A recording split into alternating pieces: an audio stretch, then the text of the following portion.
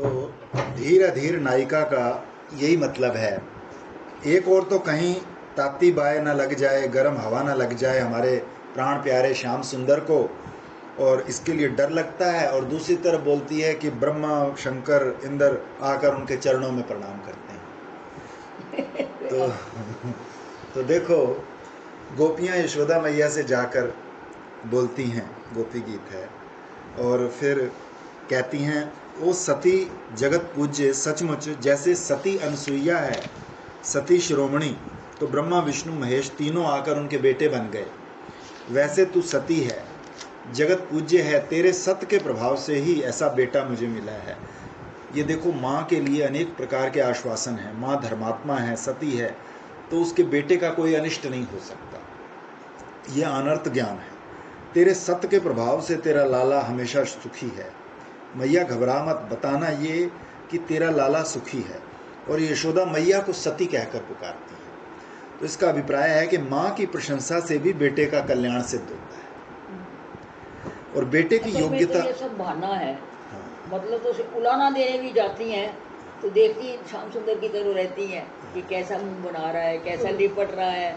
महाराज जी कहा करते थे, बोले तो जैसे उड़ाना जाती हैं लेकिन देखने उसको जाती हैं। ये संबंध होता है। तो तुम्हारा जो बेटा है वो जो विविध प्रकार के गोपों के आचरण हैं, चर्चा है, उनमें विदग्ध है।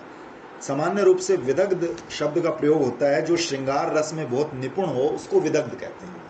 संस्कृत भाषा में एक ग्रंथ है विदग्ध माधव और ललित माधव, दो नाटक हैं, दोनों श्री रूप गोस्वामी जी महाराज के लिखे। हमने पढ़ा नहीं है, हम पढ़ेंगे। पर है तुम्हारे पास, नहीं तो ले आओ उससे। ललित माधव तो है, एक तो है, मुझे पता है। वहाँ तो दोनों होंगे लेकिन वो छांटी नहीं करते। चलो कोई एक तो है, मेरे को पता है। पर यहाँ विदग्ध शब्द का, उसको इसलिए सिक्योरिटी दे रखी है हमने 1000 रुपया। पर यहाँ विदग्ध शब्द का अर्थ देखो, जैसे कोई कच्ची चीज हो आपके घर में। ललित माधव है ना, वो सुकिया का है, और जो विदग्ध माधव है वो परखिया भाव का है। तो सत्यभामा को एक शहर है, तो जब उनको स्वामी वहाँ से निकल रहे थे तो सत्यभामा ने उनको सपना दिया कि रूप मेरा ग्रंथ अलग रखना। तो उन्होंने फिर, हाँ, मेरा ग्रंथ मिलाना नहीं, तो फिर उन्होंने अलग दो बना दिया, नहीं तो वो एक ही में सब कुछ करने वाले। यहाँ पर विदग्ध शब्द का अर्थ देखो, जैसे कोई कच्ची चीज हो आपके घर में और उसको खूब भून भून के पका लें। जैसे शकरकंदी कच्ची आए घर में और उसको भून लें तो मीठी हो जाएगी। उसको क्या बोलते हैं कि विदग्ध हो गया। सब चीज, चावल है, दाल है, गेहूं है, पकने पर मीठा हो जाता है, तो विदग्ध उसको कहते हैं। जो संसार में प्रेम की आग में तप तप कर प्रेम के रस में निपुण हो गया तो उसको विदग्ध बोलते हैं। तब जब तक एक आध आदमी एक आध बार जले नहीं, एक आध बार तपे नहीं, बिना अनुभव के ये पता नहीं चलता संसार के विषयों में कितना फीकापन है। परंतु यहाँ विदग्ध शब्द का अर्थ है निपुण, कुशल, विदग्ध चक्रवर्ती, विदग्ध सम्राट, विदग्ध शिरोमणि, रसिक चक्रवर्ती श्याम सुंदर। लेकिन ये नहीं समझना कि केवल बांसुरी बजाने में। यूं तो जब कोई गाय, कोई बैल गांव में, मालूम तो बड़ा बढ़िया है। उसमें तो राधा रानी को वो है, कभी वो सुबह बन जाती है, कभी वो कुछ बना देती है, उसको जटला आती है तो सोचती है राधा रानी है और वो सुबह निकलता है। बड़ा मजेदार है। तभी वो कहते हैं ना, चैतन्य वाले छाप रहे हैं सीरियल में। जब कोई गाय, कोई बैल गांव में बिगड़ जाती है, जब किसी ग्वाले के पकड़ में नहीं आता, तो तब बुलाकर ले जाते हैं नंद नंदन श्याम सुंदर मुरली मनोहर कि हमारी अमुक गाय आज पकड़ में नहीं आ रही, क्या करें। अरे महाराज, ये तो बांसुरी बजाते हुए धीरे धीरे गाय के पास चले जाते हैं और उसके गले में हाथ डालकर लटक जाते हैं और अपने सिर पर जो नोना बांधा हुआ है उसी को खोलकर उसके पाँव में लगा देते हैं, और गाय बेचारी खड़ी। बैल को पकड़ लेते हैं फंदा डालकर, दोनों सींग पकड़ लें और बैल को काबू में कर लें। बड़े बड़े बिगड़े हुए सांड, बैल, गाय, बछड़े, भैंस सबको निपुण है पकड़ने। कुछ बना दो, पानी शरबत वगैरह बना दो। अब इसमें थोड़ा पराक्रम, थोड़ी वीरता भी आई, तो माँ को भी ख्याल हुआ कि हाँ, देखने में तो हमारा लाला नन्हा है, लेकिन बहुत चतुर भी है और बलवान भी है, तो वन में कोई उसकी हानि नहीं होगी। और उधर महाराज गोपियों ने जो ये विदग्धता की चर्चा की, ये कोई ग्वाला कमज़ोर नहीं है, ये कोई सींकिया पहलवान थोड़ी है, बड़े बड़े बैलों को पकड़ने वाला। वीर रस होने से श्रृंगार की पुष्टि होती है। ये जो हाथ दिया ना ऐसे करके उसके घोड़े के अंदर, तो महाराज जी कहते हैं कि वो तो हाथ इसलिए ऊपर करके ऐसे दिया कि अपनी बाजू दिखा दी। तो श्रृंगार रस का मित्र है वीर रस। वीर रस दिल जवानों की तरफ झुकता है। लीला में वो कहते हैं ना कि पहले तो श्री जी के सब आभूषण जो है उन्होंने यौवन रतन, स्पर्श रतन, चुंबक रतन सब हर लेते हैं। फिर श्री जी वीर रस में आती हैं तो वो ऊपर चढ़ जाती हैं तो सब कुछ वापस ले लेती है। ये प्रेम का स्वभाव है। तो श्री कृष्ण के शरीर में गाय के खुर की धूल और ताली ठोकते हुए जब ललकार देते हैं कि जिसकी मौज हो आओ लड़ लो कुश्ती, जिस गाय का दूध किसी से नहीं दुआ जाता, बोले भाई 4 सेर हो तो दूध है, 10 सेर हो तो दूध है। अब 20-20 सेर दूध एक गाय दे तो हाथ दुख जाता है। अब बम्बई के लोग क्या जाने कि गाय दोहने में भी हाथ दुखता है, उंगलियों से दोहना पड़ता है जिससे नाखून ना लगे। तो 2.5 सेर 4 सेर धोते धोते हाथ दुखने लगते हैं। और एक एक गाय 20 सेर दूध देती हो तो, उन दिनों मशीनें नहीं थी दूध निकालने के लिए, और मशीन में तो असावधानी हो जाती है, कई बार खून भी साथ निकल आता है। तो अपने हाथ से धुलने में चाहे 20 सेर गाय दूध है, दर्द तो होता होगा ना मशीनों से जब निकालते हुए गाय को, चाहे मन भर दूध दें। जब श्याम सुंदर गाय के नीचे बैठ जाते धोने को, अरे वो थन में हाथ लगाते और झर गाय दूध छोड़ देती अपने आप। उनके हाथ को तकलीफ थोड़ी होने देती। पर लोग कहते भाई गाय दुहाना हो तो श्याम सुंदर से दुहाओ, क्योंकि जो गाय उनसे 5 सेर दूध देती है, जिस दिन श्याम सुंदर को बुला लेते हैं उस दिन 10 सेर दूध देती है। अब महाराज गाँव की सब गोपी अपनी सास से कहें कि ज़्यादा माखन चाहिए, ज़्यादा घी चाहिए, ज़्यादा दूध चाहिए, तो हमें छुट्टी दे दो, हम बुला कर ले आते हैं। तो इसी का नाम गोप आचरण है। गाय धोना, गाय पकड़ना, पानी में ले जाकर स्नान कराना, सींग में तेल लगाना, जगह जगह पर उनको रंग देना। गाय के खुर के भाग को वो खुजला नहीं पाती। अगर कोई आदमी किसी गाय को हाथ ले जाकर वहाँ खुजलाना शुरू कर दे तो गाय तुम्हारे काबू में हो जाएगी कि खुजलाओ। और उनका जो गले का हिस्सा होता है उस पर हाथ फिराओ, ललरी पर हाथ फिराओ, तो बिल्कुल काबू में हो जाएगी। तो ये जो ग्वालों की क्रिया है इसमें कृष्ण बड़े निपुण हैं। गाय से चटवाते नहीं वो अपने शरीर को। गाय की जीभ नरम नहीं होती, कठोर होती है। भैंस की जीभ नरम होती है, उससे अपने शरीर को चाहे जितना चटवाओ। गाय की जीभ खुरदरी और भैंस की जीभ कोमल, लेकिन आवाज़ तो आप समझो भैंस की तो भैंस ही की है।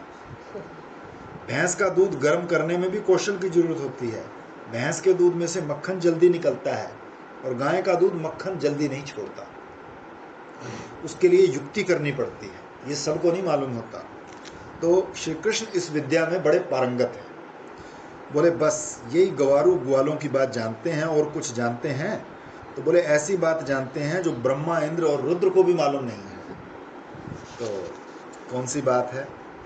तो तीसरे पहर में गोपियाँ यशोदा मैया के पास इकट्ठी हुई, क्योंकि स्त्रियों को तीसरे पहर में छुट्टी हो जाती है। घर का सब काम धंधा पूरा हो जाता है, घर के लोग खा पी कर अपने अपने काम में लग जाते हैं। तो उनको फिर कहीं जहाँ कहीं जाना हो, मिलना जुलना हो, तो तीसरे पहर में जाए। तो एक तो उनको ये चिंता थी कि यशोदा मैया अपने लाला के विरह में व्याकुल होंगी तो उसको समझाएंगी, और दूसरे उनके समझाने से अपनी समझ भी जागी रहेगी। तीसरे जब तक लौट कर आएंगे तब तक वहीं बैठी रहेंगी, दर्शन करके फिर लौट आएंगी। क्योंकि प्रेमी लोग एक काम करते हैं तो उसके लिए 10 बातें सोच लेते हैं। वो इतना सोचते हैं कि लोग तो कहते हैं प्रेमी बेअकल हो जाता है, जबकि वो तो इतना सोचते हैं। प्रेमियों को तो सबसे बड़ी अकल। हाँ, लेकिन महाराज अपने प्रीतम की बात छुपाने में उनकी सेवा करने में, उनको सुख पहुंचाने की युक्ति सोचने में प्रेमी की बुद्धि बहुत बढ़ जाती है। ये बात है कि धर्मात्मा लोगों का प्रेम बुद्धि से नियंत्रित होता है और जो प्रेमी होते हैं उनकी बुद्धि प्रेम से नियंत्रित होती है। मालिक प्रेमी की मालिक बुद्धि, तो मालिक बुद्धि तो धर्मात्मा और मालिक प्रेम तो प्रेमी। अब तुम्हारे घर का मालिक कौन? प्रेम की बुद्धि। तो अब गोपी जाकर यशोदा मैया से ऐसे ऐश्वर्य का वर्णन करती है जिससे विरह के समय शांति हो। ये विरह सूर्य के समान होता है। सूर्य में दो गुण हैं, एक तापक और एक प्रकाशक। तो जिसके हृदय में विरह जगता है उसको एक तो ताप लगता है, जलन होती है चित्त में, व्याकुलता होती है, और दूसरे अपने प्रीतम के गुणों का प्रकाश होता है। देखो, जिंदा रहते आदमी के बारे में लोग उतने गुण की बात नहीं सोचते, जब उसका दिया गुल हो जाता है तब सोचते हैं कि उसमें तो ये गुण था, ये गुण था, हमने ऐसा देखा। अब जो लोग जीवन काल में निंदा करने वाले होते हैं वो भी मृत्यु के अनंतर चिंता करने वाले बन जाते हैं। तो जब आदमी अपने पास रहता है तब उसके उतने गुण नहीं दिखते, तो दूर हो जाता है तब उसके बहुत गुण दिखने लग जाते हैं। तो ये कहां से निकलता है? बोले ये विरह से निकलता है। ये विरह एक और तो कहते हैं तुम तो करुणामयी हो, दर्शन क्यों नहीं देती, हमको क्यों नहीं अपनाती, ये विरह की व्यवस्था है। तो ये विरह एक और तो दिल में दुख देता है और दूसरी ओर बुद्धि में प्रकाश देता है। ये विरह की महिमा है। तो श्री कृष्ण की विरह में गोपियों को भी कृष्ण की बड़ी महिमा दिखती है। तो यशोदा मैया को संबोधन करती हैं सती। देखो, तुम्हारा लाला तुम्हारे घर में ऐसे ऐसे काम कर बैठता है जिसका रहस्य तुम नहीं जानती हो। तुम्हारे पेट से पैदा हुआ और ये इतना प्रभावशाली, इतना ऐश्वर्यशाली। तुम बता सकती हो कि पूतना के थन में जो जहर लगा था उसे पीकर इसने कैसे पचा लिया? मालूम है तुमको? ये तो नहीं मालूम है। अच्छा, पाँव से छकड़ा कैसे उलट दिया, ये मालूम है तुमको? ना, ये भी नहीं मालूम। अरे बाबा, तुम्हारा लाला का प्रभाव बड़ा विचित्र है। अच्छा, तुम ये बता सकती हो तुम्हारी गोद में नन्हा सा बालक दूध पी रहा और मुंह में तुम्हें तीनों लोक दिख गया, इसका रहस्य बता सकती हो? वो तो कहेगी अलाए बुलाए। नहीं, बता तो नहीं सकती। तो तुम्हारे पेट से पैदा हुआ और तुम ही नहीं जानती, ना कोई देवता जानता। अरे, असुर का कंठ पकड़ के आसमान में उड़ गया और वहां से गिरा कर लौट आया। असुर मर गया, इसका बाल भी बांका नहीं हुआ, इसका रहस्य जानती हो?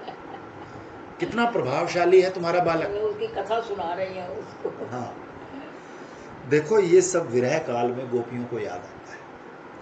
उस दिन तुमने उखल में बांध दिया था तो क्या हुआ था? दो दो बड़े बड़े पेड़ गिरे, पेड़ तो टूट गए और नन्हे से बालक को देखो खरोंच भी नहीं आए। है ना आश्चर्य की बात?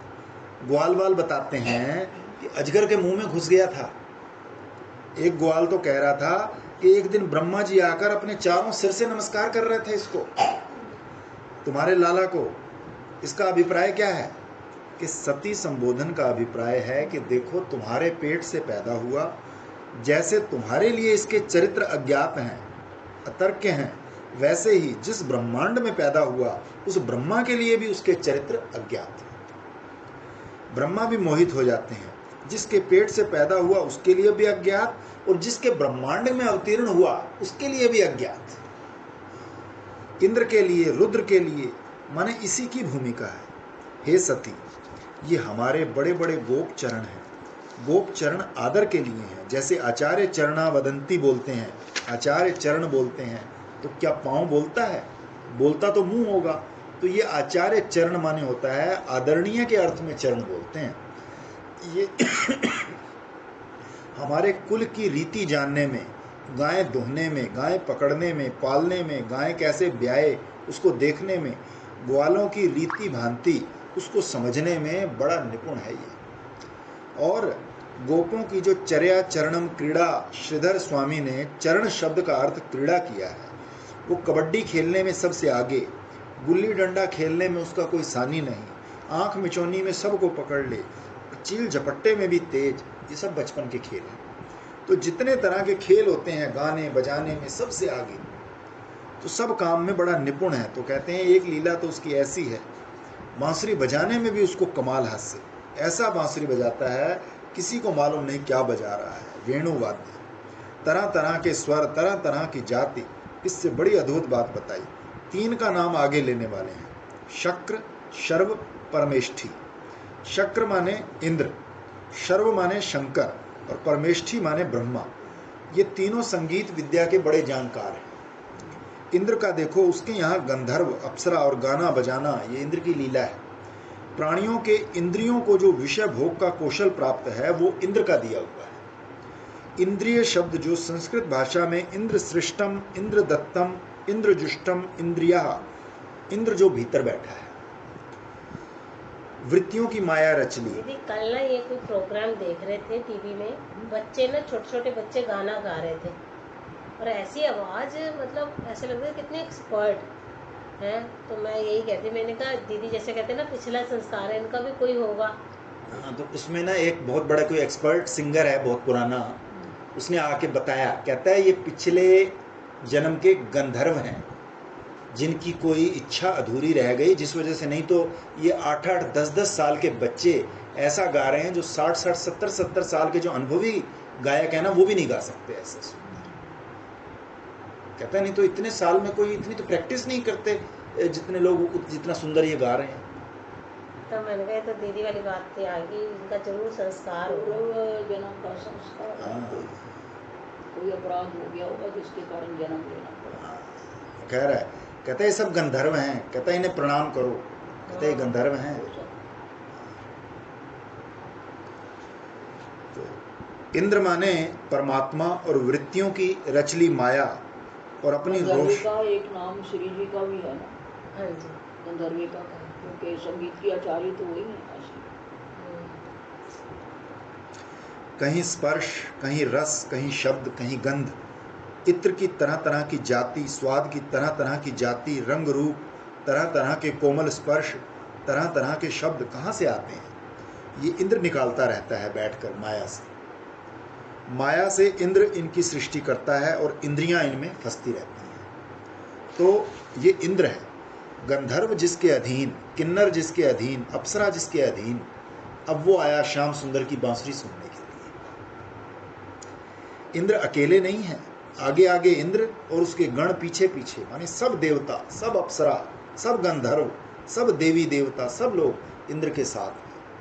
अब बोले शंकर जी, आपको शायद मालूम हो कि जो संगीत शास्त्र है उसके आदि निर्माता शंकर जी हैं, आदि वक्ता। ये बजाते तो हैं खुद डमरू और बजाते हैं श्रृंगी, लेकिन संगीत के परम आचार्य हैं शंकर भगवान। और ब्रह्मा, एक बार वर्णन आया पुराण में कि बलराम जी की पत्नी रेवती के पिताजी अपनी पुत्री को लेकर गए ब्रह्मलोक में।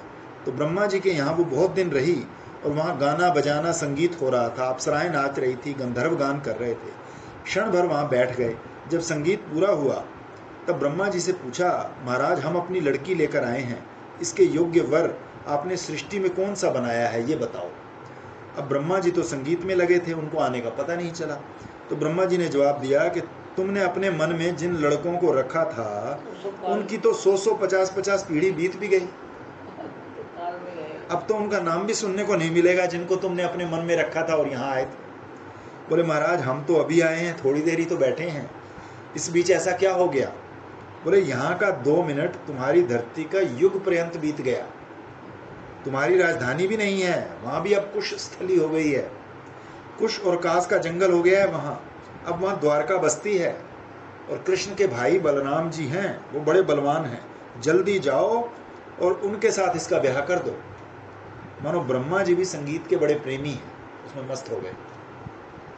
अब ऐसे देखो कि ब्रह्मा जी के लिए ब्रह्मांड में अज्ञात कुछ नहीं होता, क्योंकि चारों वेदों के मूल प्रवक्ता ब्रह्मा जी ही हैं। तो श्री कृष्ण ऐसी बांसुरी बजावें जिसको ब्रह्मा जी भी ना समझ सके, तो आश्चर्य होता है ना।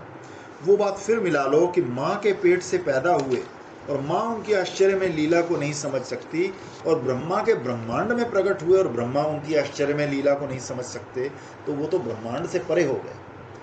अब ये शंका आई कि ब्रह्मा चारों वेदों के वक्ता हैं, ऐसी कोई चीज़ नहीं जिसका वर्णन वेद में ना हो, तो ब्रह्मा वेद को समझते हैं कि नहीं? अगर ब्रह्मा वेद को समझते हैं तो बांसुरी का कौन सा स्वर, कौन सी जाति, कौन सा ग्राम, कौन सी मूर्छना श्री कृष्ण बजा रहे हैं, ये तो ब्रह्मा जी को पता होना चाहिए, क्योंकि गांधर्व गान का भी एक उपवेद है, ब्रह्मा जी उसको भी जानते हैं। बोले बात ये है कि वेद, बोले वेद में तो सब होता है, परंतु ब्रह्मा सब ब्रह्मांड में नहीं होते। एक ब्रह्मांड का ब्रह्मा एक ब्रह्मांड में वेद का जितना अर्थ प्रकट होता है उतना ही जानता है, और दूसरे ब्रह्मांड में जो वेद का जो अर्थ प्रकट होता है उसको तो एक ब्रह्मा जानता ही नहीं।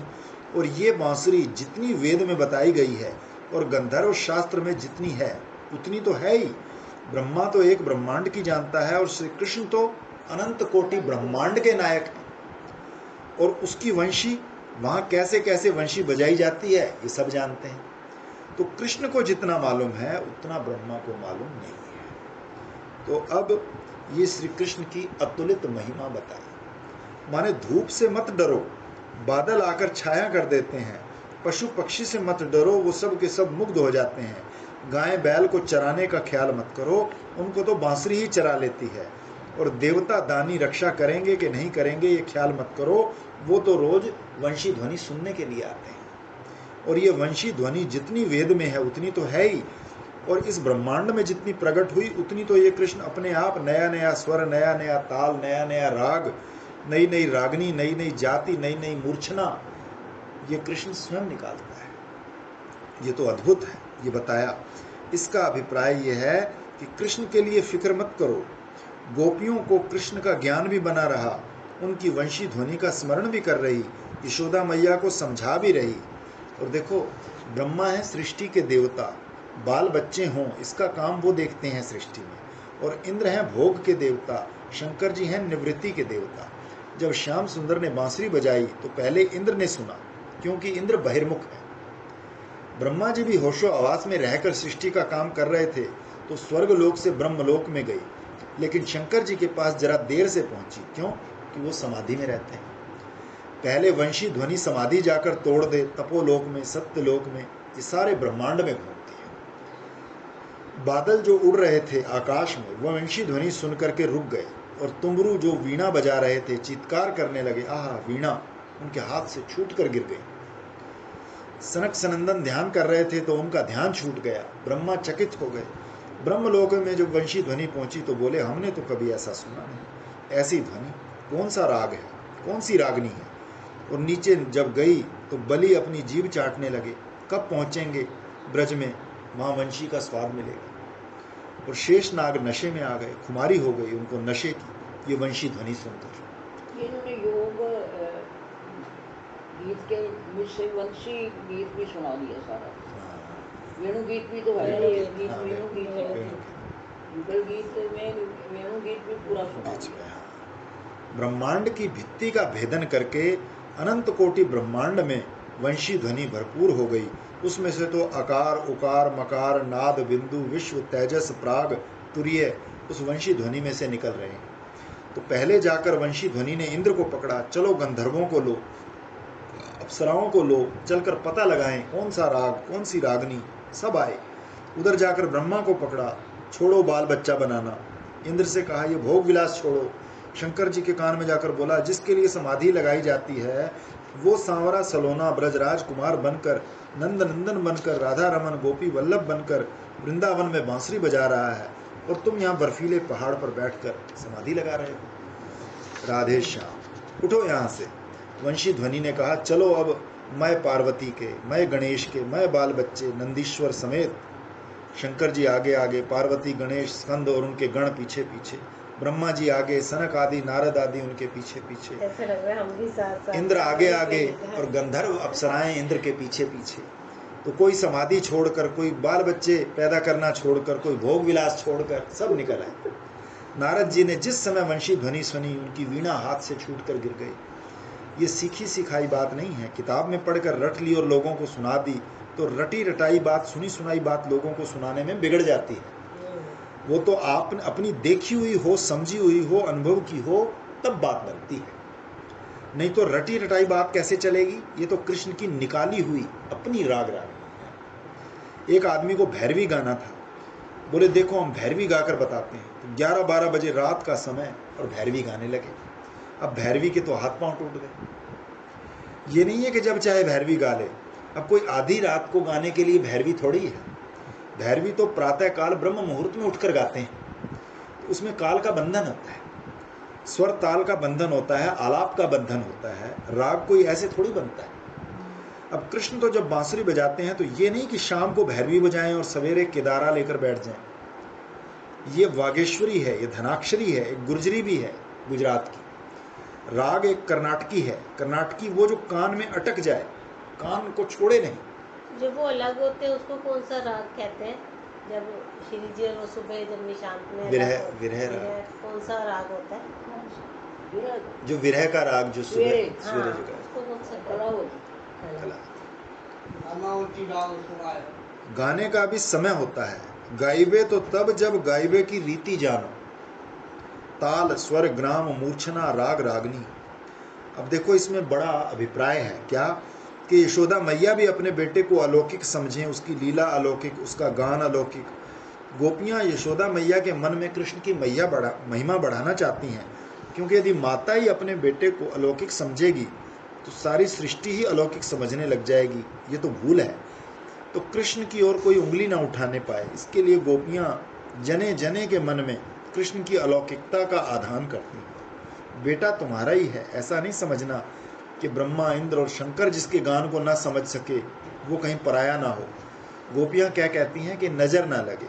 अरे बाबा, जिसको तुम्हारा बेटा ना नज़र लगा दे, हमारी क्या नज़र लगेगी उसको? वो तिरछी चितवन, टेढ़ी भ्रिकुटी और मंद मंद मुस्कान, वो तो कोई आकर्षण का यंत्र, आकर्षण का मंत्र जानता है। सती तुम्हारा बेटा, इसमें यशोदा मैया का भी थोड़ा गौरव है। तुम्हारा बेटा है तो क्यों ना हो ऐसा। तुम सती हो, तुम्हारे ऊपर प्रसन्न होकर भगवान प्रकट हुए हैं तुम्हारी कोख से। अब अधर बिंब को देखो, उसकी चीज से उपमा या रूपक नहीं है, लेकिन गोपियां अधरों के लिए बिंब बोलती हैं। बिंब का अर्थ है सूर्योदय जब होता है तो सूर्य का बिंब रक्तिम होता है, अनुराग के रंग में रंगा हुआ लाल लाल। तो अधर बिंब कहने का अभिप्राय हुआ कि जैसे सूर्योदय के समय सूर्य बिंब रक्त वर्ण होता है, प्रकाशक होता है, वैसे ही श्री कृष्ण के अधर हैं। अधर नीचे वाले अधर बोलते हैं और ऊपर वाले को ओष्ठ बोलते हैं। तो उनके जो अधर हैं वो बिंब के समान है, माने अनुराग के रंग से लाल लाल, माने सांवरा तो मुख, सुचिक्कण कपोल नीलम के समान। और इसमें अब लाल की पंक्ति बिठा दी गई होठों में, रसीले रसीले लाल। और दंत कैसे? हीरे। नीलम का सा मुख, लाल का सा ओंठ और हीरे के से दांत। ये वर्णन आया है शास्त्र में कि श्री कृष्ण के अधरों में लोभ पैदा हुआ है, तो वो इसी अधर से हुआ है। तो इसके सौंदर्य को भी ब्रह्मा इंद्र और शर्व नहीं जानते। ये नियम है कि प्रकाशक प्रकाश्य को नहीं देख सकता। अधर सूर्य हैं, राग रागनी प्रकाशक हैं। वेणु माने बांसुरी, और उसमें से तरह तरह की राग रागनी जो प्रकाशित होती हैं, उनको जाहिर कौन करता है कि वो लाल लाल होंठ। तो अधर में जो लोभ है वो बांसुरी के रास्ते से निकलकर सारी सृष्टि में फैलता है, सबको लुभाता है, खींचता है। आओ, कहते लोग भी आदमी चाटता रहता है। आओ हमारी ओर आओ। श्री कृष्ण बांसुरी बजाते हैं जीवों को अपनी ओर आकृष्ट करने के लिए, अपनी ओर बुलाने के लिए। ये कृष्ण का वेद है। ब्रह्मा जी का वेद है ऋग्वेद, सामवेद, यजुर्वेद, अथर्ववेद। उसमें भी स्वर होते हैं। आप जानते हो, उद्दात और अनुद्दात।